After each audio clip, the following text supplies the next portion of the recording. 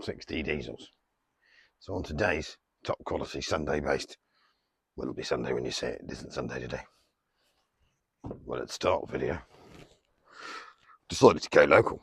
We're in my yard, and growing into the corner, we have a selection of stuff.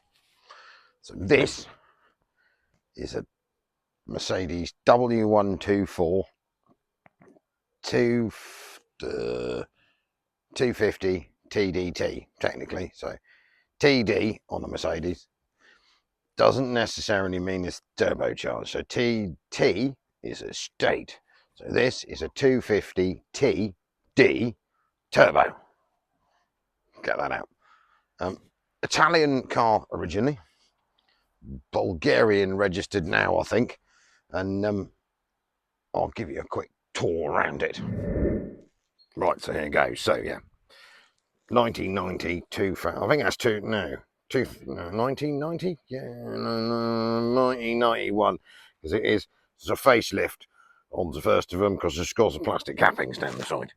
So apart from all the greenery, it's quite a nice car. I shall pop the passenger's door now. As you can see, it is left-hand drive and automatic. Got a bit of stuff growing on the steering wheel there. Slight, I suppose you call that varnish peel. A few spare parts in the middle there. I mean, seats are nice and clean. That's done more miles than the Starship Enterprise, I think. Top and back here, skyly wheels. And let's just pop this up a minute. Ooh, and there we go. So we got half a forest out on the windscreen. No battery. I'm going to need to attend to that in a minute. But there you are. Look at that. Now that is an OM603. It came in a couple of varieties, or quite a lot of varieties. This is a 2.5 litre one. There is a 2.9 litre one and a 2.9 direct injection as well. So this is turbocharged. I mean, it must have been one of the first cars ever to be fitted with an EGR valve, so that's been disconnected. That's good. So basically, Bosch mechanical rack pump. That'll be all right. I mean, they had some nice touches on them, these Mercs. So, I mean, how many times have you ever seen, so into the, I can get it off, so you can see, like, it's probably pretty gacky in there. But if you look in, ooh, that's pretty grim.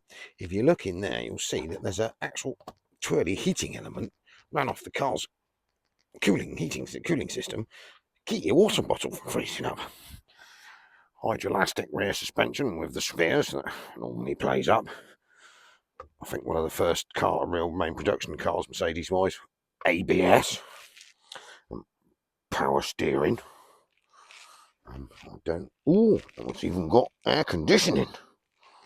Doubt that works. Anyways, what the cunning plan is now is I'll go and find a battery, check it's got oil in it. This may not be the world's greatest. Oh, it's even got cruise control. Look at that. It's one of the big cruise control motors. Doubt that works either. And we'll see if it'll crack off. And I reckon it's been here about, might have been 3 years. I can't remember. But I am willing to bet, not like last time's diesel Astra, that thing will pretty much go straight off as long as it's got fuel, oil and the necessaries. It'd probably start with that oil, but it wouldn't last very long. Right, we're waffling now. So time-lapsey, find the battery pack, and I reckon that's probably all we're going to need. Right, so I found this top quality Lion battery that will fit in there, because I couldn't find anything but a truck battery, so I've stolen this out of the Peugeot 309. We'll try it without a jump start pack, because it will start Peugeot 309 because I moved it this morning. I'll throw this in this hole in here. This is full of leaves. Like that. It's got probably 2 hopes. Bob open, no hope. Right. No flashy. What I am going to have to do is go and find the keys. But before we do that, check on some fluids. Ooh, that's pretty nasty. It's like liquefied black tar. Might want to tend into. Not now, there's no point changing that until we've warmed it up. Have we got... We've got a bit of coolant in there, not a lot. Might be a bit low on coolant as well. I want to go find some coolant. And I know we've got fuel. Or we did have when it got parked here ages and ages and ages and ages ago. And the rack is free. Springs back. It's always one thing you need to remember to check on a long-term parked racked diesel engine or diesel car. I mean, on the Mercedes is fairly easy because the rack, when at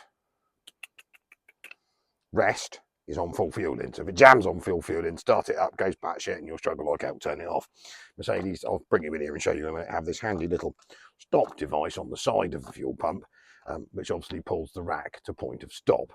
And at the moment, you can hear the rack moving. So if the rack's moving, it's moving the control elements, and we should be all right. Right, I'm going to go find keys and some coolant. Right, so one of the things I've been meaning to attend to for ages now, most garages, like we do, have one of these nifty key safes. I mean, not that they're very safe, to be honest, during a garage. So if someone broke in, you beat it with a hammer, you find that out there, or cut out with an leg. Right, anyway, insurance insist on that. Now, in my little man mind, obviously, because I remember everything, I've never quite got the hang of those key tag things. Yeah, that escaped. Oh, that's an out. No, that's a Mercedes key. That's a G-Wagon key. I know that one. So they do send you these key things, and I've got a box of them, but I never get around to putting them on. So obviously, in my man mind, as far as I'm concerned, I know what all this lot is. Yeah. Now, I reckon, I'm pretty sure I'll put all the aging keys, and I'm pretty sure, and I reckon I'm on it, that looks like a 124 key. It can't be that one, because apparently that's Bruce's Mercedes, and obviously that's far too excitingly shiny and modern. It could be those ones, but that does look like a T1. It could be a T1 key. What the hell's that for? Oh no, that's a broken or Sprinter key. No, what that's for. Could be some of them. Yeah, I'm going to go with this one. I have a confidence that there's a possibility that that is actually the key for it.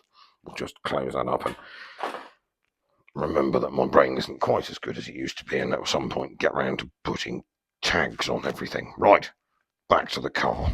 Right, there it goes. Get in there with, yeah, that's got space for a slightly fat bloke. Ooh. What is that? I don't know. I'll rub it all over me hand. Go get a cloth. So, is this the right? I was pretty confident that was the right key. That's definitely not the right key. Right, Mark 2. Right, so here goes again. Key number 2. I reckon we've got it this time. I have vague memories of it having some description of floppy leather key tag on it. No. Right, so key attempt number 3. I'm pretty sure I got it this time, because I do remember it having a floppy key ring, and I do remember it having a later floppy Mercedes key ring on, and that looks definitely like a 124 key. So here we go. Look at that. Right, let me just check. Oh yeah, we have turnage. Have you ever had one of these 124s? No, this was like the worst climate control thing they ever did. I mean, I used to waz around in this years ago.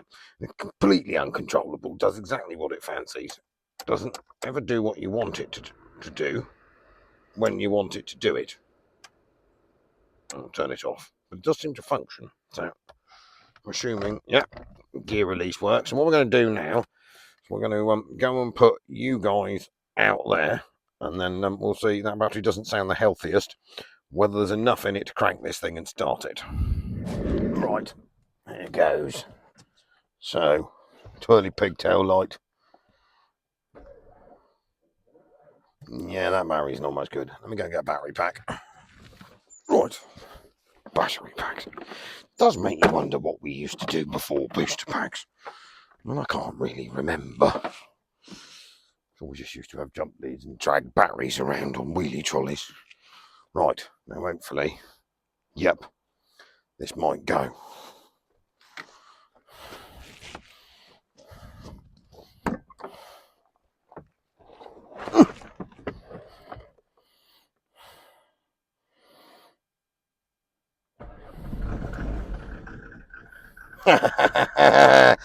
Got to love a Mercedes, haven't you?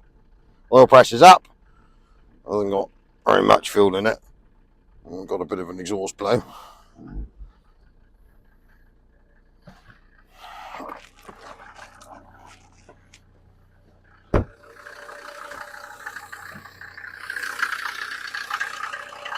The odds these things, can you? That's why I love Merc diesels.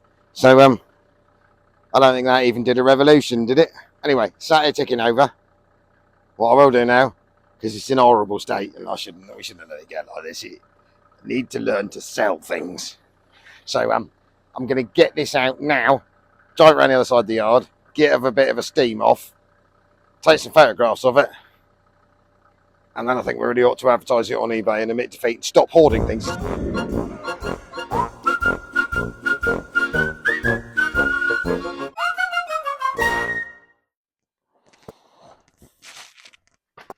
Right, so cunning plan. Cleany traffic filming, steamy, clean car up, stop hoarding things, and make it look nice. Then we'll take some pretty pictures.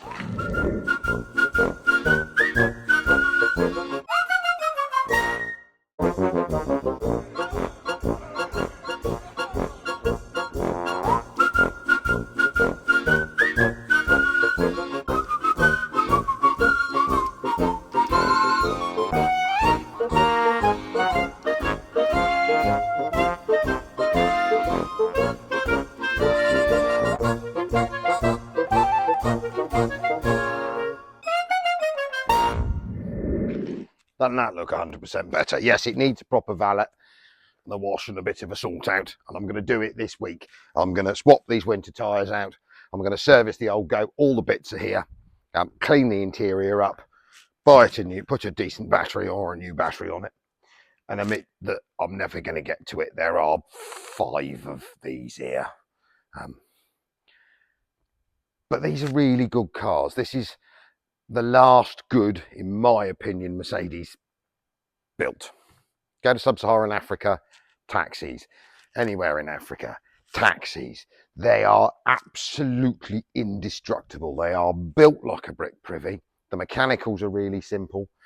And let's be honest, they got quite cool. I mean, I was the 123, the curvy one before, got a bit crazy a few years ago. I never really liked them.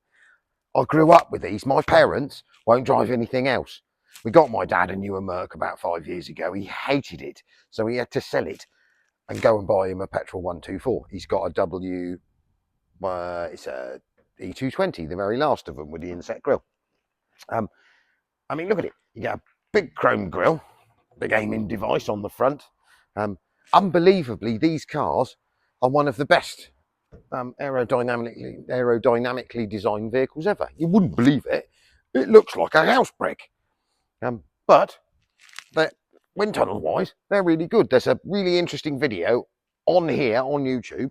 The fella explains it all. Even to today, they are still one of the best designed aerodynamically, let's get it out, designed cars. I mean, this thing, if you've got a house in the south of France, obviously because she's left-hand drive, good battery on this. Leave it for 6 months over the winter. There's no overcomplicated drainy electrics on this. Click, broom. You saw a minute ago. I mean, it's been parked out there forever. It hardly did a revolution. I mean, there are a few current downsides. There are some bits of lack appeal coming on it. Structurally, the thing is absolutely lovely. And I think they're sort of cool. I'd rather have this than a Mondeo estate, wouldn't you? I mean, look at it. I mean, strangely enough, I think there's a sort of slight air of eccentric class with them these days. I mean, I could be completely talking out my arse. I mean, I do like the more modern ones. I mean, the W210s, the E300 turbo diesels, I mean, they were fast. but they're one of the first painted in water-based paint, and the thing just evaporated around you. I've owned loads of them. I mean, I've got a modern E-Class. It's parked out there. It's decided at the moment it doesn't like its electronic turbo variator. The build quality just isn't there, but these things were good. So what we're going to do now, stop me prattling, is I'll give you a quick look on the inside of it. And I mean, it's got quite a lot of stuff on it. This car is 1991, as far as I can remember, so it has ABS. It's got air conditioning. I mean, accident-wise, these things are built. I mean, I've seen some fairly spectacular bits of road accident footage involving these where people have walked away because this thing is hard. Right, let's go and have a look at the inside. Into the 90s. Get posh wooden door capping bits. I mean, these cars were built like a tank. I mean, this has done 260,000, 270,000 kilometres. Look at that seat. I mean, they've done the pillow and they're still comfy. Adjustable. Clambering here a minute. I mean, they were fairly well options. 1991. Airbags. Cruise control. Whizzy up and down the lighties. Climate control. Bit wonky, admittedly. Wasn't Mercedes' best system, but it does work. I mean, I expect if you gas the air conditioning up, it might even come to life. Lecky windows. Get a lecky mirror. Now, the Germans are quite sensible. Only that mirror is electric, because you can't poke that mirror. Why do you need an electric mirror this side when you could just lean out the window? Or I didn't have to lean out the window. There's a knobbly bit that should be on the inside that's yeah, we'll sort that out. So you can adjust it. But they've got seatbelt warnings on them. One thing this car hasn't got is the annoying jammy sunroof. But it's a nice thing. I mean, look at it. No cracks in the dash. Steering wheel still good. Creep round here a minute. I mean, they still look really smart. Heated rear screen, rear wiper. Didn't get that standard with your Ford Sierra. Removable tow hook. Turbo badge. Basically, British model cars never came turbocharged because the steering box sits in the way and where the turbocharger is. So all the British models were never turbocharged, but most of the European ones were. Bit of information for you. Big comfy back seats, done the pillow again. I mean, clean carpets. She is windy windows in the back, but I'm sure the kids could work that. I mean, you've got a massive great boot on them. Rear headrests. I mean, they were just really, really good. Well built. Big old tanks. And say, I mean, in case anyone hasn't noticed yet, I really like them. Right, that's me done for the day. I'm sorry that wasn't much of a will it start, but aging diesel Mercedes do have a bit of a tendency for doing that. Next weekend's will it start, I'm going to go and have a go at the little Nissan Sunny Europe that's in the field up the road.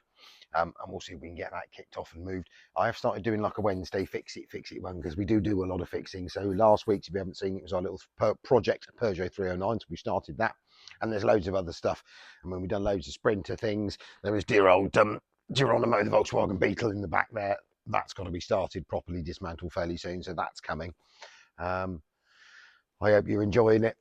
Please like, tag, share, follow, subscribe. And if you want to give us a thumbs up, always helps.